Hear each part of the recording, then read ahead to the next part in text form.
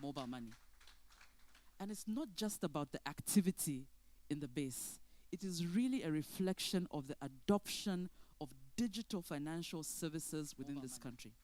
And for us as MTN and now as Mobile Money Rwanda Limited, under the CEO leadership of Chantal, we can only thank all our stakeholders from the government, the authorities, who have really been the wind beneath Mobile Money's wings to eventually get us here. Our partners, service providers, and more importantly, the people of Rwanda who are using Mobile Money every single day. We thank you so much for the trust. We know that we may not be perfect, but with your continued trust, we'll continue to grow and develop Mobile Money. So today, my job is simple, is just to really welcome you all into the home of MTN, but even more importantly, to finally hand over officially the offices of Mobile Money Rwanda Limited to Chantal and team, and therefore I'll call upon you, Chantal, to give us the rest of the discussion as to why exactly we're here. Thank you so much. Offices of Mobile Money Rwanda Limited to Chantal and team, and therefore I'll call upon you, Chantal, to give us the rest of the discussion as to why exactly we're here. Thank you so much. Offices of Mobile Money Rwanda Limited to Chantal and team, and therefore I'll call upon you, Chantal, to give us the rest of the discussion as to why exactly we're here. Thank you so much.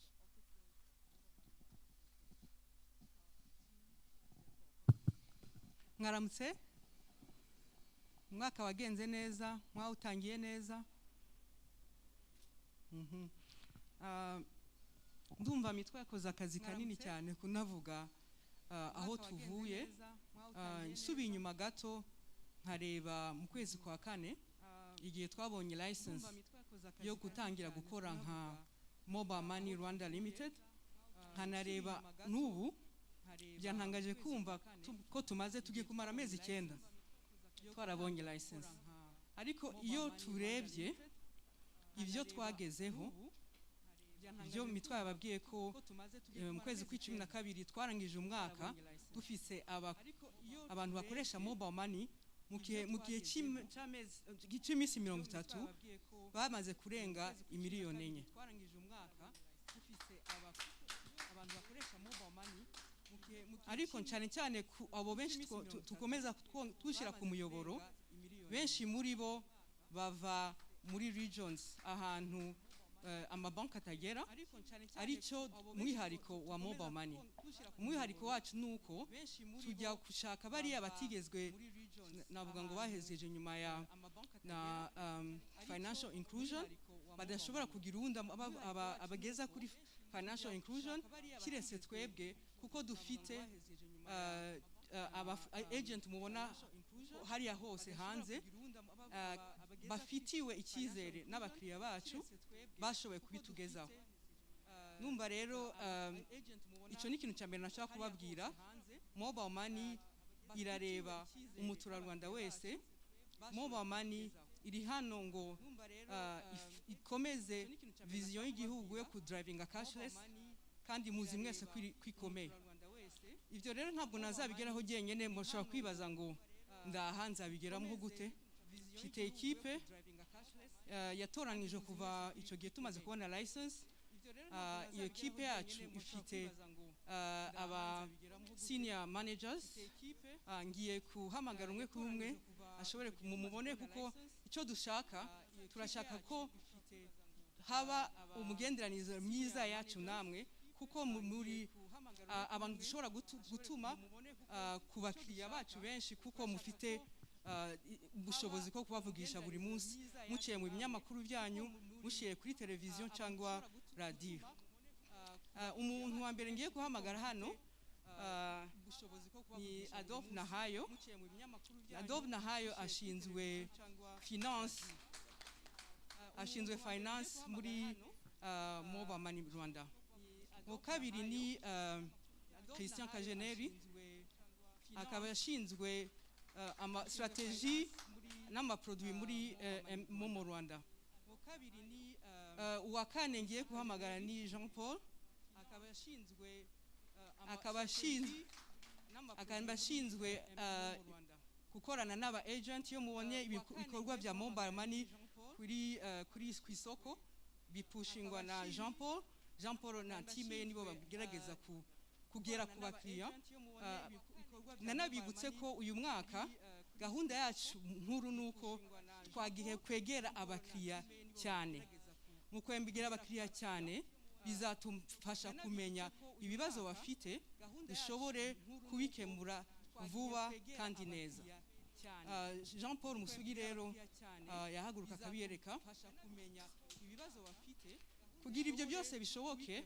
Dukenera umuntu azajya turebera ko imiyoboro yose imeze neza, ama transaction ari kuvuga koherezana amafaranga cyangwa kubona amafaranga bikwiye kandi nta fraude zirimo. Niba turebera cyane cyane kumenya ko hatabaye n'ikibazo ko abantu bankohereza amafaranga ava mu hanze bagera mu Rwanda, ko nta kibazo kirimo, ko ibyo byose dukora kuri mobile money bimeze neza. Uwo ni Hilary wahaguruka bereka ko nta kibazo kirimo, ko uyu mugabo akora akazi kenshi cyane, kuko tutafite umuntu nk'uwo dushobora kubyuka mu gitondo company itagihari bayibye amafaranga yose. Ariko ibyo ari harakora, ibyo akora buri munsi nibyo biduha umutekano wo gukomeza dukora. Iyo dukora business hari ibintu byinshi bishobora gukorwa, business ntigende neza, amaraporo ntabonekare, kugira ngo dushobore gufata decision cyangwa dushobore gutuma business yacu ikorwa neza, amadepense yacu ameze neza, dushobore no kumenya ibyo abakiriya bakeneye, arebe nayo mu produit, arebe ko ariyo bakeneye, arebe ko tuyabonye ku giciro cyiza, kugira n'abakiriya bacu batahendwa. Solomon arebe ko tuyabonye ku giciro cyiza, kugira n'abakiriya bacu iyo niyo team ya leadership ya Mobile Money Rwanda. Dufite abandi benshi dukorana, muraza kubabona bambaye imipira yacu. Ariko mbere yuko ninjira mu gikorwa nyamukuru,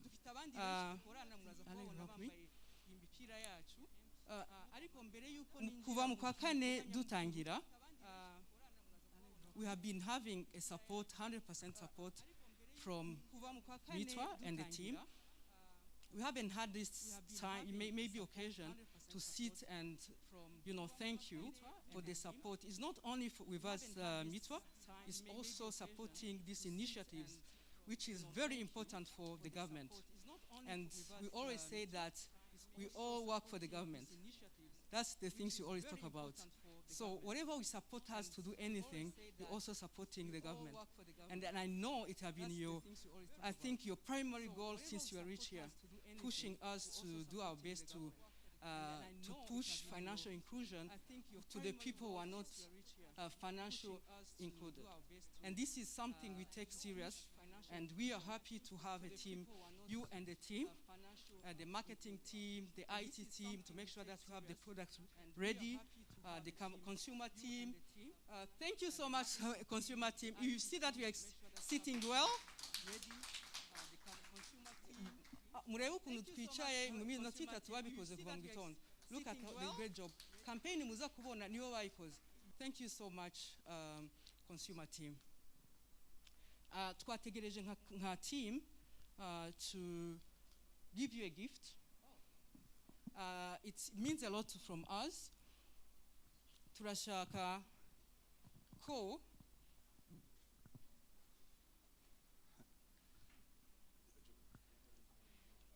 this is a plant meter.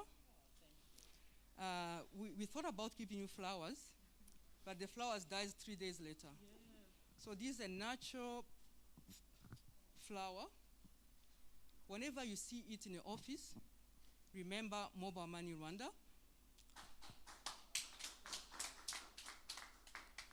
Remember, we are still your child. We still need more water. We still need the sun. We still need the love and care.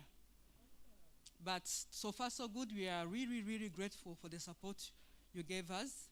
And we know this is just the beginning. The child will still need your help.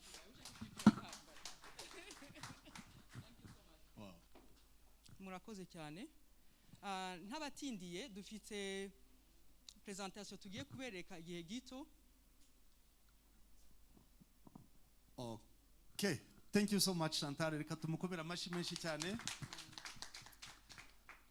Iki giti uko kizakura ubu ngubu MTN mobile money igeze kwakiriya barenga miliyoni 4, ubwo mitwa azakomeza ashiraho amazi naka nifumbire, ubwo niko izakura, ubwo gukura means times 2 times 3 times 10 abakiriya abanyarwanda bose bakaba bari kuri mobile money. I wish an MC can get another plant like that. Okay, smaller than this one. All right. So before revealing this, let's go back. Now this is, media is part of MTN, media is part of mobile money, media is part of the Yellow family. Japhet Arahanga, I saw Japhet. Japhet. Tell us just in 1 minute your story. Ukuntu byagenze mobile money ukuntu yagukoreye. Kuko ndabizi uracyari muto ntago wigeze ugira tubwire kuri mobile money. Good morning. Jeff, please come. Karibu. Bose babireba.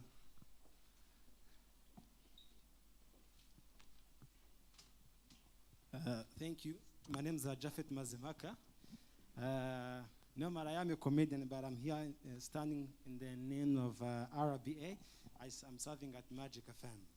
So when it comes to MTN, I think of many things. Like I see how not even in terms of financial issues, but I see it also happening in spiritual sense. You see these things of giving tenth and other stuff that are giving things at the churches. It could take people out of the spirit when they reach in that time of just giving thanks, the thanksgiving to God. You see, saying, do you have some coins, some coins? Yeah. It's now very easy. They say this is a Momo code. You just type it, then send. And Very you easy. stay in the spirit. And I don't know, I'm not sure, but I think also angels celebrate that. You see? It makes it very easy. Very easy. They are also connected. Yeah, they are connected. So on my side, I also thank M10 for this initiative. It has really transformed the lives of people. And on my side, during school fees paying, everything, they could come when you sit in the class and they say, get up. Did you pay? You say, no, I forgot. Just memory it, very simple. Then you do the exam. And you graduated. Amen. Thank you so much. Amina. Japhet, why are you bringing those stories? Because I'm here. You're bringing the story of tithe and angels, and you are wondering if the tithe goes to where? It stops from your side. And Thank you so much, Kapinga. I have this. Japhet. Yes. But from now on, it's Mobile Money Rwanda Limited. Huh? Remember that when you write an article. Okay, thank you. Please sanitize that one. That one also became part of our normal life. All right, after Japhet, I can't miss the only person in suit now. Please, a microphone to my brother. Come forward. Tell us, at least you know how you are sending it across.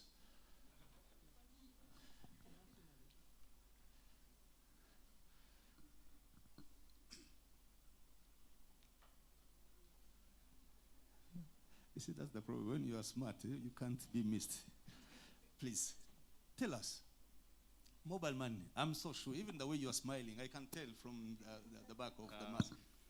Good morning. First of all, congratulations for coming this far with MTN Mobile Money. It is Momo Rwanda Limited. I do so many transactions. That's very true. On a daily. And thanks to you, because it is easier. This is my life. There is an agent somewhere who we cracked a relationship with. So even when I do not have money on my phone, it's simply a phone call. Please send this money to this number, and she will trust me that by later that day, I will eventually send her the notification that she has received the money. Life has become so seamless. No need for leaving the house to run to Kisamenti to find the agent if I'm making international transfers. It's all become seamless because of you guys. like to thank you. When I saw this gentleman here, I felt touched. And it's because of you that I'm able to see a corporate company do something like this, even for a press conference. Thank you. Thank you for the work done here, and Happy New Year. Thank you so much. So all this story, I know and I believe everyone here in this room has a story and a testimony how life became easy because of Momo. That's how these whole stories brought up the name of this campaign, Byose BivaMoMotima. That's the hashtag. Thank you so much. Production team, please, this is your time. Tugiye kwerekana noneho gahunda zose publicité zigiye kuzakurikirana n'iki ngiki.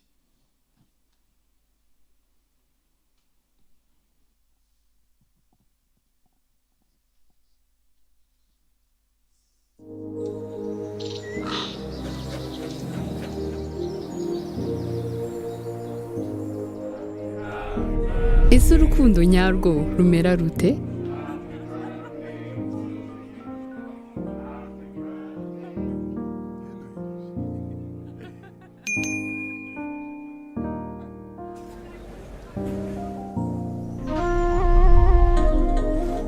Rwaba rugaragarira amaso?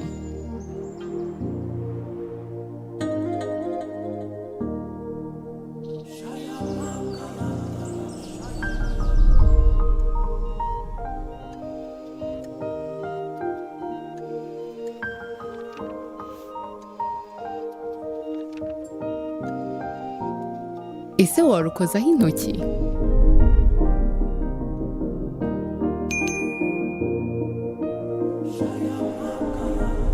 Wabasha kurwumva?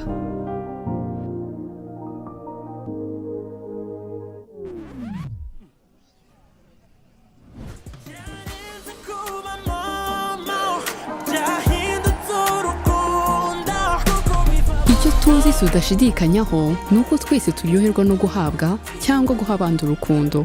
Byarenze kuba momo, BivaMoMotima. Kanda akanyenyeri 182 urwego. Ohereza urukundo na momo.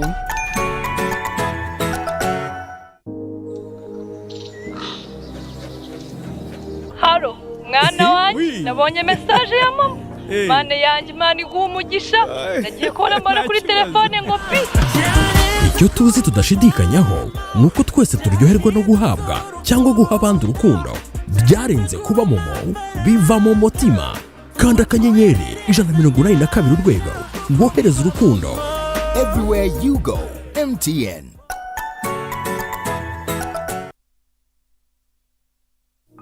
Ese urukundo nyarwo rumere rute? Ariko be, ndumva nashaka gukupa. Ngaba se bari gukupa. Kupa. Ese warukoraho? Akusimana yanjye kibebe cyane gifite ibitama byoroshye mbona numva nakimira. Ese urukundo nyarwo warubona? Halo, mwana wanjye, nabonye message ya mama. Mane yanjye Imana iguha umugisha. Nagiye kubona mbona kuri telefone ngo pi. Icyo tuzi tudashidikanyaho nuko twese turyoherwa no guhabwa cyangwa guha abandi urukundo. Byarenze kuba momo, BivaMoMotima. Kanda akanyenyeri 182 urwego. Wohereza urukundo. Everywhere you go, MTN.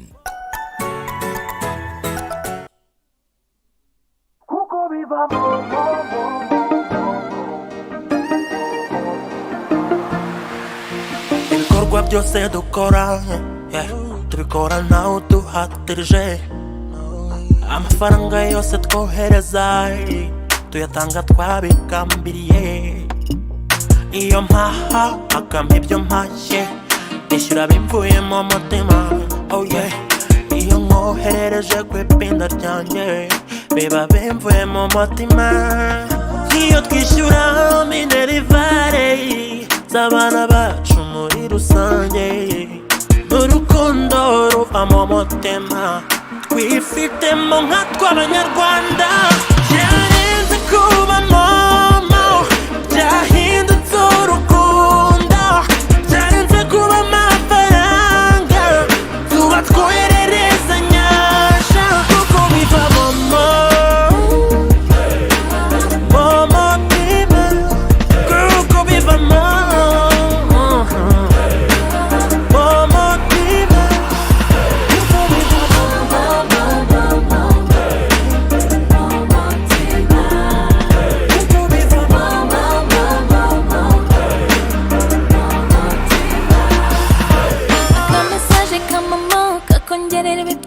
kaba kaje nijoro cyangwa se bunakeye urukundo n'ibikorwa si ijambo ubwirwa gusa byarenze kuba imitomba mama ikomeje umubano usana hamwe na mama ndemera abanjye bakizihirwa bari kure yanjye iyo uri mu mirimo kandi utabageraho wabasha gushimisha abawe n'urukundo ruva mu mutima twifitemo nkatwe abanyarwanda byarenze kuba mama byahindutse urukundo byarenze kuba amafaranga tuba twohererezanya kuko biva mama momotima kuko biva mama momotima kuko biva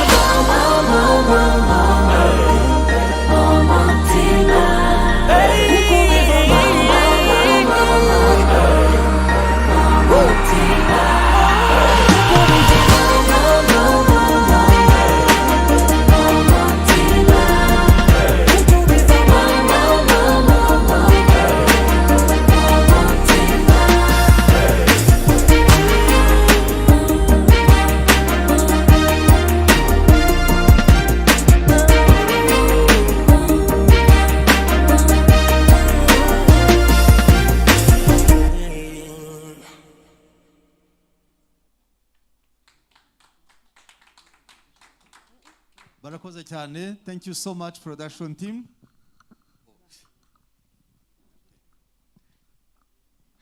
Yes, tugeze ku musozo ariko what is happening now here? It's about spreading love. This is what happened this morning to the Kigali base. We had this morning spreading love. We have people. Now, if the production team can help us to show us what happened, this is what will be happening throughout the 3 months.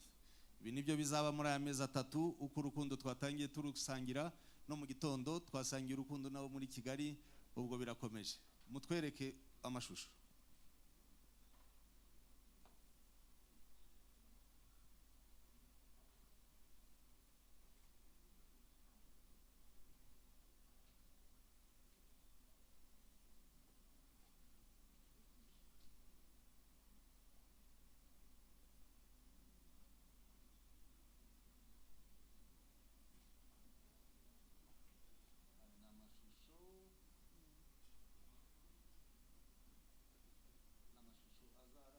Iyi campaign muzagenda muyabona hirya no hino. Hashtag mwayibonye biva momotima byarenze kuba momo n'urukundo gusa gusa gusa. Mu cyaro mu mujyi hose urukundo ni sans frontières. Aha. Ibyaranze iki gitondo rero muri Kigali ni karibu nabo barebe ntawamenya ubutaha byazagera kuri bamwe mu bari aha ngaha. Karibu timu.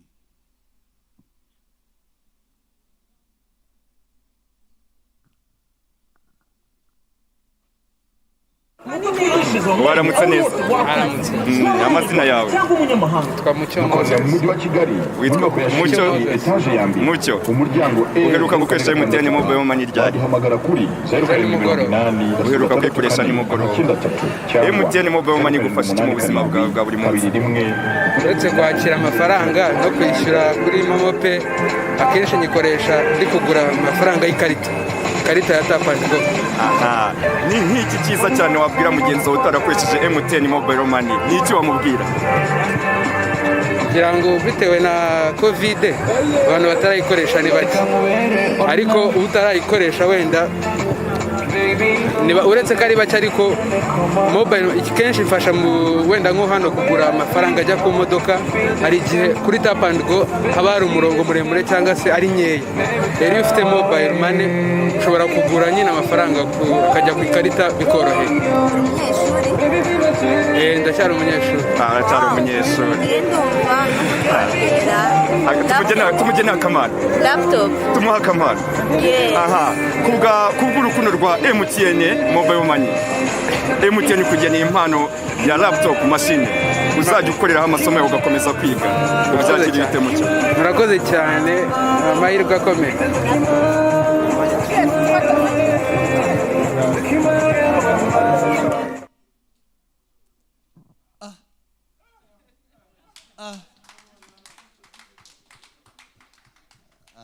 I see you. We have been talking no machine, no clubs, but now computers.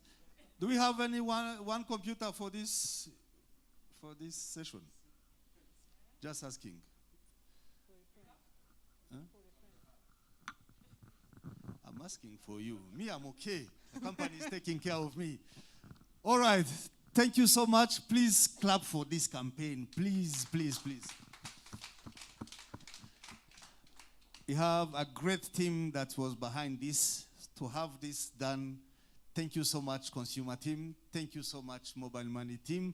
Thank you so much, corporate affairs team. Thank you so much, security.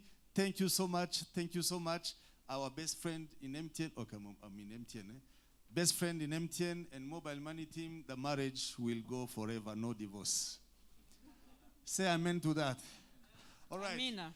We are entering the session of your, not Viva's way, just your suggestion, whatever you feel, whatever is in your heart. Please, this is your time. Cynthia is here with a microphone. Please move around with your microphone and sanitizer. You are going to stand up where you are coming from. Your question to whoever. We have Madame Chantal, CEO, MTN.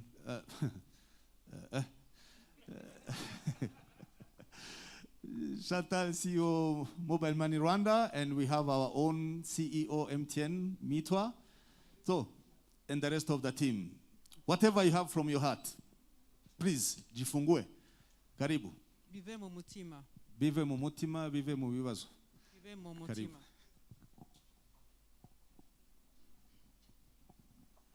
Thank you. My name's John Gakuba from Arabie. My questions would first of all be addressed to the boss of BivaMoMotima.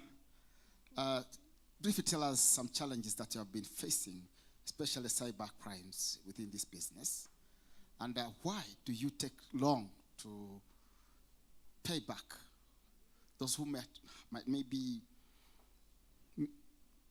sent a wrong person, then to get back his money takes too long. Why does it happen? Thank you. I think let's have two more questions, and we respond. I have a few questions here. One, what are Sorry, Chief. Introduce. Oh, sorry. Your media. Sorry. My name is Jesse from Kiss FM's Business Today. What are the implications now that we have Momo Rwanda Limited in terms of corporate governance to the MTN shareholders? Question number two, how do you handle the business of partnerships with agents, especially the large-scale mobile money agents? What is the entry point? Question number three, you mentioned that you have about 4 million registered customers on mobile money. Would like to know what percentage of the subscriber base is that, the ratio towards the total subscriber base to MTN. And the other question, now that Momo is independent or separate on the side, could you talk about the revenue drivers of the three, voice, data, and Momo? What is the performance like today, or has you finished the year? Lastly, I would like to ask about the challenges on the Momo code. Such a great initiative, but you go to a vendor and they tell you, please pay on my phone, do not use the Momo code. Either because there's too much money on the Momo code, so they say. There are also seasons where a motorist tells you, you find literally every motorist says, pay me on the Momo code, and then there are seasons when they are saying, no, it's not working, I'm not using it. What could be the challenge? Thank you. Thank you. Allow first Mitwa to explain your second question.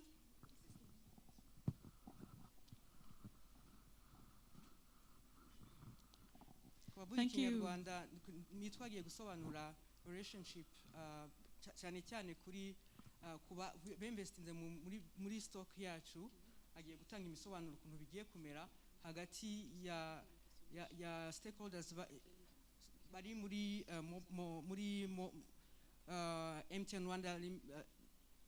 MTN Rwanda uko bizagenda kuri batari kuri MTN ukuntu mobile money is contributing kuri ibyo. Sure. So what I'll do is I'll address the questions that were common to MTN and Mobile Money Rwanda Limited. And thank you, Jesse, for those questions, because they are quite frequent amongst our shareholders, our partners, even potential investors. So I'll address your first question with regard to the implications for shareholders now that we've established a wholly owned subsidiary of Mobile Money Rwanda Limited. I'll also address your question as to how many MTN customers are actively using mobile money and what does that represent in form of penetration. You also had a question on the overall business's revenue drivers, so voice, data, mobile money, what is that mix? Then, Chantal, I'll hand over to you at that point to talk about the challenges in general that surround mobile money, and then also the challenge that the gentleman raised around, I think it was mobile money reversals, right? Yeah. So if I send money incorrectly to someone, why does it take long to reverse that? And MomoPay code challenges, as well as the agent management in general, okay? So Jesse, to your first question, you recall last year we had quite a busy year as MTN Rwanda Cell PLC, where we listed on the Rwanda Stock Exchange around May. Now, at the time, mobile money was still very much a part of the overall business, as it still remains today. In as much as we have established Mobile Money Rwanda Limited as a subsidiary, MTN Rwanda Cell, which is the parent company, owns 100% of the shareholding within Mobile Money Rwanda Limited. By implication, all the shareholders of MTN Rwanda Cell are naturally also shareholders of the wholly owned subsidiary, Mobile Money Rwanda Limited. We've received numerous questions over the months, especially as we listed on the stock exchange. Does it mean that now, because Mobile Money Rwanda Limited is a company, I do not have shareholding in there? The answer is very straightforward. The whole portfolio, as it stands as MTN Rwanda Cell Limited, with a wholly owned subsidiary company of Mobile Money, all the shareholders of MTN Rwanda Cell are naturally shareholders of Mobile Money Rwanda as well. So they're no worse than they were before. In fact, with the growth potential of mobile money, they can only be better. Okay? Penetration, a very interesting one, and one that I'm also excited about. We spoke about it this morning with the team as well. Today, MTN Rwanda has over 6.4 million active customers on the overall GSM environment. Of those 6.4 million, every single month, we have about 4.1 million now who are actively using and transacting on mobile money. This represents about 62% of the overall MTN customer base, which has grown relatively fast over the last 1 year. When we opened last year, I remember the penetration in the overall MTN base being about 50. So now we've crossed that 60% mark, which is quite a significant milestone for us, because when you look at the penetration of mobile money in Africa in general, the average across the entire continent, north to south, east to west, is about 20%. So Rwanda, as we stand, and we talk about Mobile Money Rwanda Limited, but it's really Rwanda as a country, because it's the Rwandans who are using the fintech services. We are actively using at a tune of 60% relative to the continent, which is on average 20. So it's quite significant in terms of the strides we've made. Revenue drivers will soon be releasing, obviously, our 2021 results as MTN Rwanda Cell PLC, in which also we will disclose the performance of Mobile Money Rwanda Limited as a separate subsidiary. So we will see for the very first time the performance of Mobile Money Rwanda Limited, MTN Rwanda Cell PLC, and also for comparison purposes, the consolidated business. And the revenue drivers of the overall business, as we disclosed in the third quarter, have remained relatively the same. Voice, at the end of September, which was the last public results we had grown quite significantly in excess of 12% year on year. And the voice business, unlike some markets, Jesse, and I guess this is why you're asking, the voice business still represents a great part of the overall portfolio, and that is still over 40% in terms of composition in the overall MTN business. Data today represents roughly about 20%, with mobile money now, subsidiary or not, in the overall consolidated portfolio, now representing more than 23%. So you see slowly the penetration and drive around mobile money, even slightly overtaking streams such as data. And while voice growth still remains a very prominent part of our business, we do expect with time that mobile money is also going to start to surpass some of the other revenue streams. So voice, data, and mobile money in the overall portfolio still remain the main revenue drivers. I hope that covers it. Awesome, thanks. So I'll take the question on reversals. I think that's what he asked. I will respond it with an example. Imagine Chantal sending the money to Mutua, and yet she was supposed to send money to, let's say, Alain. So if you understand well those transactions, the only things MTN can do, or Mobile Money Rwanda can do, is first we validate the first transactions. If you want anything changing on the side of where you made a mistake, we need also to check with Mutua if she really received that money and she didn't have any money or any transaction coming from, she wasn't expecting transaction coming from Chantal. When that approval happens, that's when Mobile Money Rwanda will send money to Alain. So there's a lot of things we have to, to manage in the middle. First of all, the controls. Number two, we also need to make sure that our primary sender approves that, yes, we're sending money to Mutua. I was only to send money to Alain, but I made a mistake. I sent money to Mutua. When all these things are checked, we pay we do reverse from the transaction sent to Mutua, and we pay Alain right after. I understand the time issue. That was before. If I look at the last 8 months, we've really worked on it. We recruited more people, I think 20 people, to make sure that a transaction, any issue with the reversals is resolved in less than 24 hours.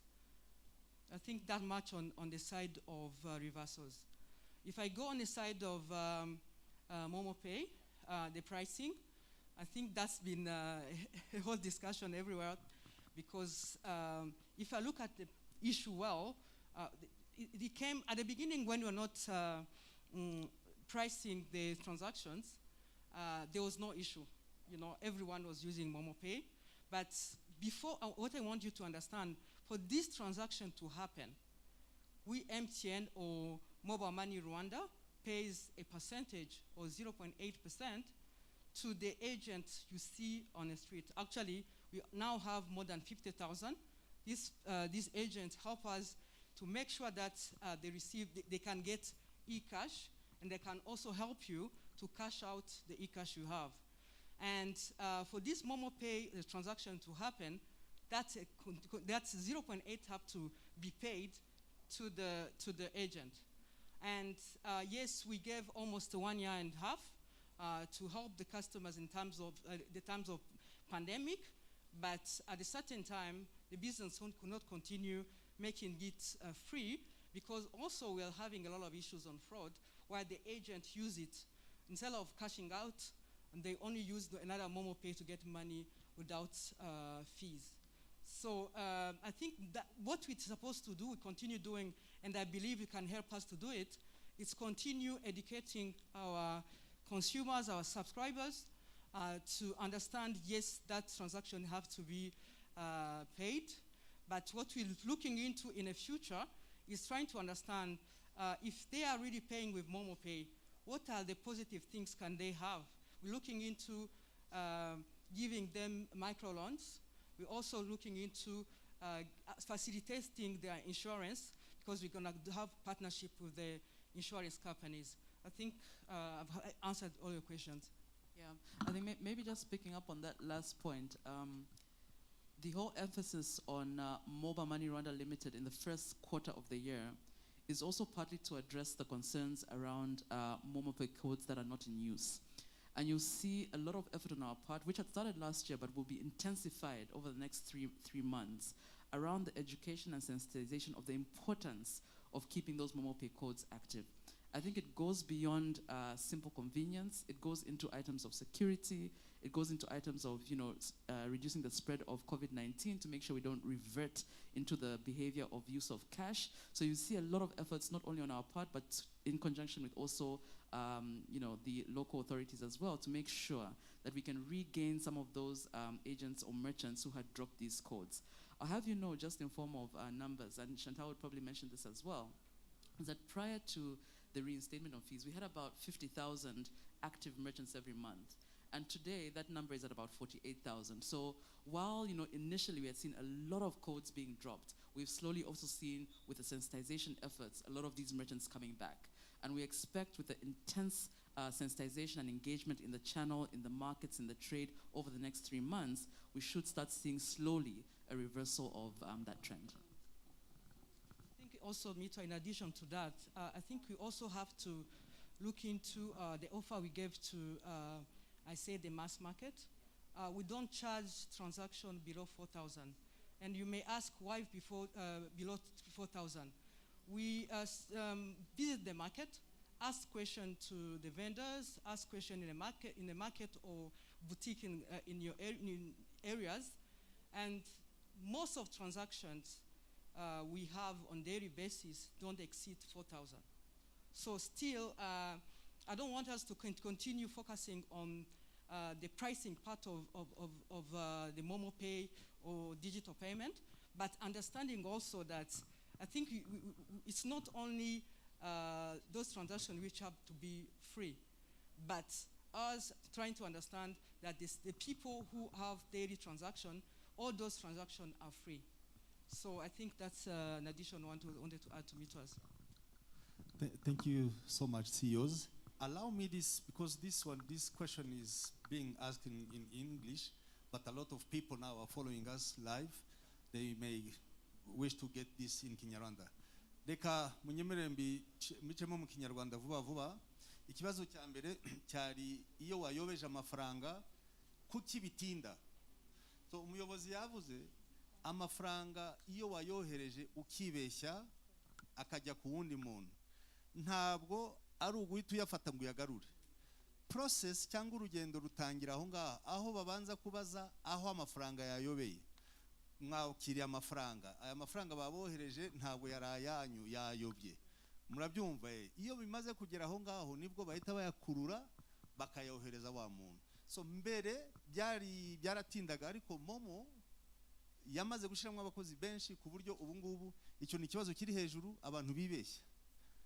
Kandi twongere tuyibutse, mwamwibeshya kwiri, mwagenze gake, genza gake. Yohereza amafaranga ugenza gake, ntugiye kuyoba kuko iyo yatangiye kuyoba kuyagarura niba byore. Hari igihe uyohereza akayoba kubera uko wihutaga. So ariko ubu ngubu batwijeje ko ntabwo bitinda, ubanza kubaza aho yayobeye wakayavanayo bakongera bakakugarurira. Icyo ni icya mbere.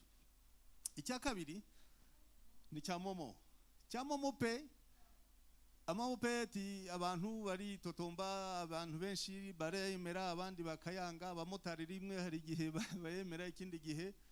Ariko ibyo byose ni gahunda MTN yagize. Amafaranga babaca ura n'aba agent niyo bavana na za commission zabo, kuko amafaranga yatambuka agenda kuwundi izo transaction niho bahemberwa. So ibi ngibi byaturutse MTN yarakuyeho ikiguzi cyangwa amafaranga charges yose yakoreshwaga mu gihe cya COVID. Ibikora ku buntu igihe kirenze umwaka. So abantu yo kuva mu buntu bakinjira mu mafaranga make nabyo babifashe nk'ikibazo. Hariho umubare w'abantu bageze 50,000 bya MomoPay, begabanukaho 48, ariko ubu ngubu gahunda yaratangiye kandi izongera izamuke hirya no hino bakomeze kuyikoresha. So ayo mafaranga nta kindi nuko ari nayo yifashishwa kugira ngo bari abana dukorana n'abafatanyabikorwa ba agent nabo babyungukiremo ngira ngo ni muri ayo ngayo. Okay, 3 more question hanyuma we close the day.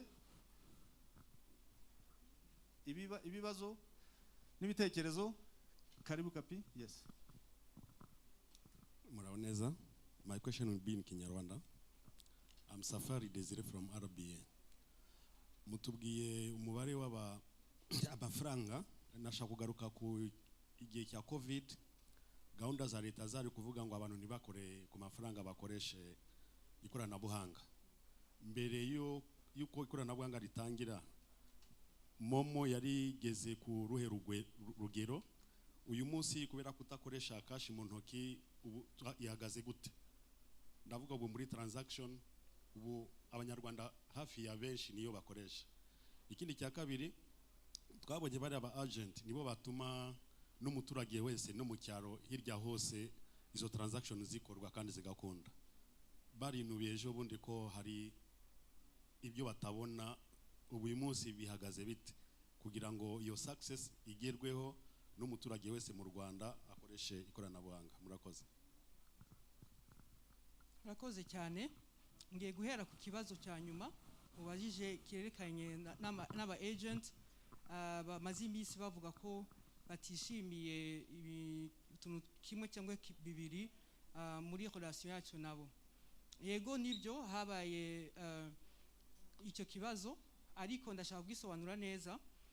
Buriya nasobanuye kare ko turiha commission y'umunani ibice ya 0.7% kugira ngo aya mafaranga ajye muri ashobore gukoreshwa.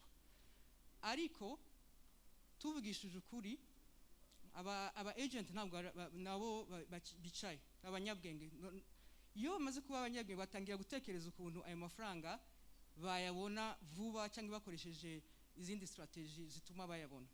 Muri ico gihe niba we uri umukiriya ukagenda ushaka kubikuza amafaranga, icyo umu agent akora arakwaka ya mafaranga yo kubikuza, ariko we icyo akora afata ayo mafaranga akayohereza kuri bank aho nta commission tumuca, kandi kuri we akabaye ariha ya mafaranga yo kubikuza.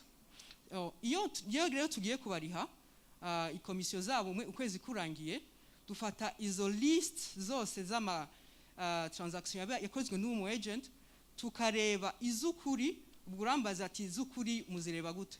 Izukuri tuzireba twifashishije ubundi tuba tuzi komisiyo duca ku ma transaction yose. Iyo tubonye izo komisiyo arizo zongerejwe kuri transaction zakoze, iyo transaction ntabwo tuyimurihira commission. Iyo tubonye uri umu agent akomeza gukora iyo fraud, turakwegera tukakuganiriza, tukagufasha no kumva ko ushobora gukorera amafaranga menshi turinze tugakora fraud. So icyo kibazo igihe kiba rero, twaregereye aba agent, turagerageza kumva icyo kibazo aho kiri, dusubira inyuma tureba neza amafaranga bagomba kurihwa, baraza nabo barabisobanura. Nakumenyesha ko ejo twatashe tubarishe 80% yabo baraye barishwe, abandi barishwe mu gitondo. Ubu rero ikintu kigiye gukurikira, kuko ni campaign iriho, tugiye kubegera tubavugishe, tubedicating ko fraud ari kosa iranirwa n'amategeko, hama twizera ko ibyo nabyo bitazakomeza kuba. Ku kibazo cya mbere babajije ngo mbere ya COVID MoMoMotima ifite ukuntu yakoraga mbere ya COVID na nyuma ya COVID mu mafaranga akoreshwa muri MoMoMotima. Nakubwira ko mbere ya COVID kwitangira, amafaranga yakoreshwa muri MoMoMotima products zaho zose, ndavuga kubitsa, kubikuza, kuriha Momo Pay, kuriha school fees, ibintu byose hanyuragaho trillion zitandatu ku mwaka. Ariko nyuma y'ibi tumaze kugera kuri trillion 11. So nicyo mba nakugezaho kuri icyo. Nubwo mudukomeye amashi, turazi neza ko hariho amafaranga menshi akinyura mu ntoki kandi bitari byiza kuri gahunda ya leta. Kuva uyu munsi mwabonye iyi campaign hari ibintu byinshi tuzakorana aba stakeholders bacu kugira ngo tushobore kugera kuri wa muturage ari mu isoko atazi ko ashobora kubona umwenda akoresheje Mbegere cyane. Ntabwo ndabegera cyane. Waramutse. Ni amahoro. Umeze neza. Turi abakozi ba MTN nk'uko ubibona, twambaye umwambaro mwiza wa MTN. Waba ukoresha MTN Mobile Money? Muyu munsi se waba wigeze ukoresha MTN Mobile Money? Wayikoresheje uri gukora iki? Wayikoresheje uri kubikuza. Amazina yawe se witwa nde? Witwa Mugisha. Twahirwa Ronald. Twahirwa. Wakihangana se basi tukavugana uri nkaho gatoya. Urakoze cyane Twahirwa. Twahirwa. MTN Mobile Money igufasha iki mu buzima busanzwe? Ndabitsa nkabikuza. Yego. Iyo nshaka kohereza amafaranga umuvandimwe wanjye nkoresha Mobile Money. Yego. Nanjye hari igihe nyikoresha bayanyoherereza. Yego rwose Twahirwa. Urakoze cyane. Kuko gukoresha MTN Mobile Money bituvuye ku mutima natwe tuguhaye impano.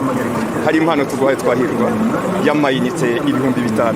Ariko kugira ngo zisaha urayigenera. Urabanza twereke nyine ko ubikoresha neza kugira ngo tumenye neza ko ngiye kubikuza.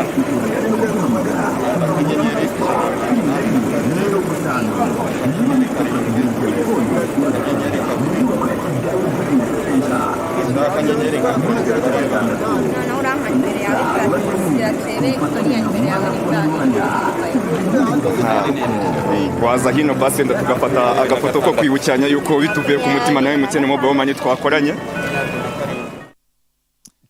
Barakoze cyane. Tugeze ku musozo rero, ibi bihembo bizakomeza bitangwa aho bizagusanga muri quartier, aho uzagusanga uri mu kazi ahariho hose, no kwicara dutegereje kuko byose biva BivaMoMotima. So dear CEOs, if you can close this session, if you have any remarks, then we close the session, and then we'll have interviews. Madam Ndabaga will help us to drive the interviews session. Thank you so much. You are welcome. Cyambere na mbere ndashaka kubashimira cyane ko mwaje kubona natwe uyu mwanya kugira ngo tubereke tubamurikire campaign tufite kuri Mobile Money. Kuri twebwe iyi campaign irakomeye cyane, tugeze ku mutima kuko imyaka yose imaze 10, twari tumaze 10, twifuzaga ko imwe tuzagera igihe dushobore gucelebra abantu bemeye kudukoresha service yacu. Muri gahunda dufite imbere yaho y'amezi 3 azarangira turi muri ibi bintu, turifuza ko twinjirana muri gahunda muri aba client, ariko igihe muzarangiza iyo mezi 3 muzaba mwahindutse inshuti za Mobile Money Rwanda, muzadufasha kugera ku ntego cyane amaproduit mukeneye musi ku mundi, ayabafasha guhindura ubuzima cyangwa kuboherereza ubuzima bwanyu umunsi ku wundi, kugira ngo twese tuzarangize umwaka twishimye. Murakoze.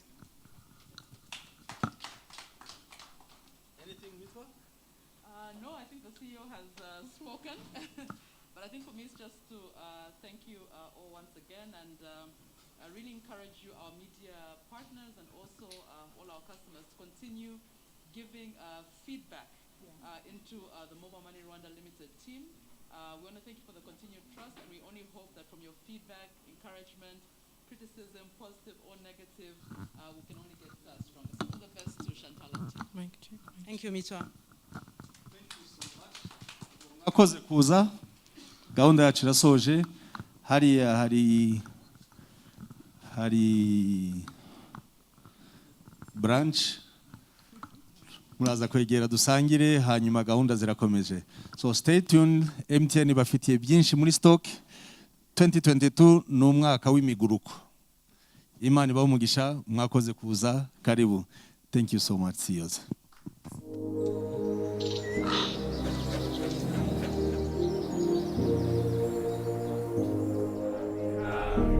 ese urukundo nyarwo rumera rute?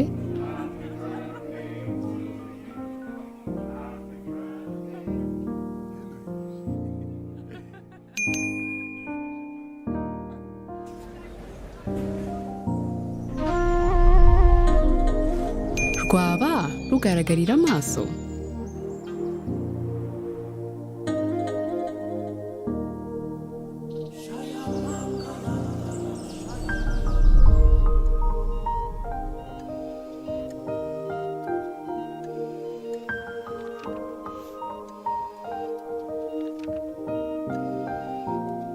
ese warukozaho intoki?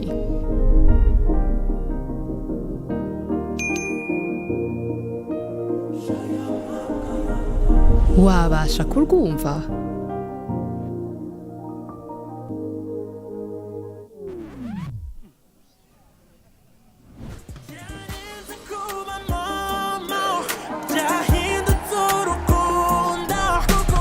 icyo tuzi tudashidikanyaho ni uko twese turyoherwa no guhabwa cyangwa guha abandi urukundo. byarenze kuba momo, biva momotima. kanda akanyenyeri 182 urwego. ohereza urukundo na momo.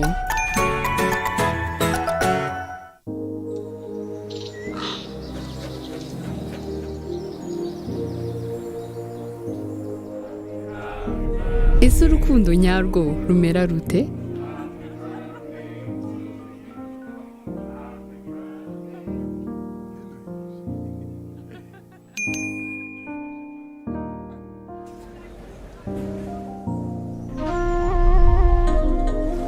rwaba rugaragarira amaso?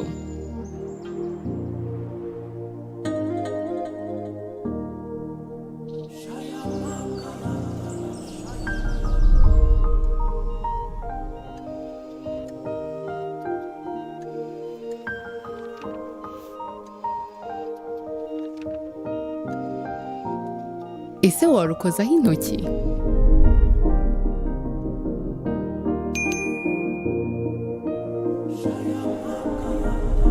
wabasha kurwumva?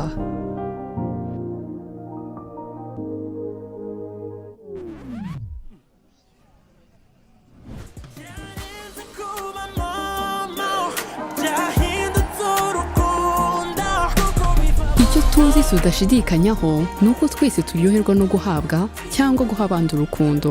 byarenze kuba momo, biva momotima. kanda akanyenyeri 182 urwego. ohereza urukundo na momo.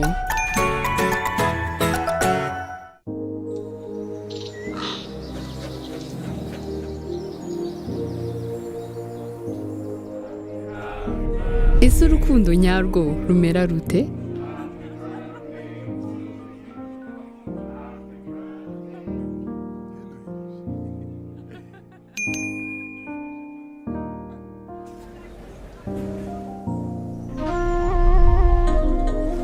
rwaba rugaragarira amaso?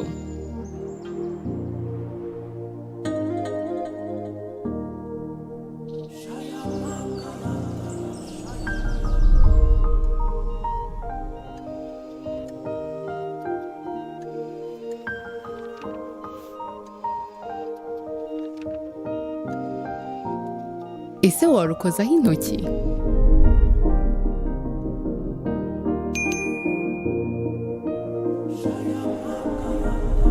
wabasha kurwumva?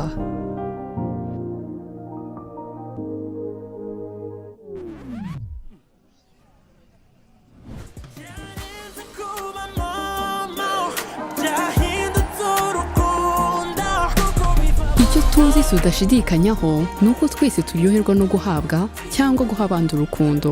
byarenze kuba momo, biva momotima. kanda akanyenyeri 182 urwego. ohereza urukundo na momo.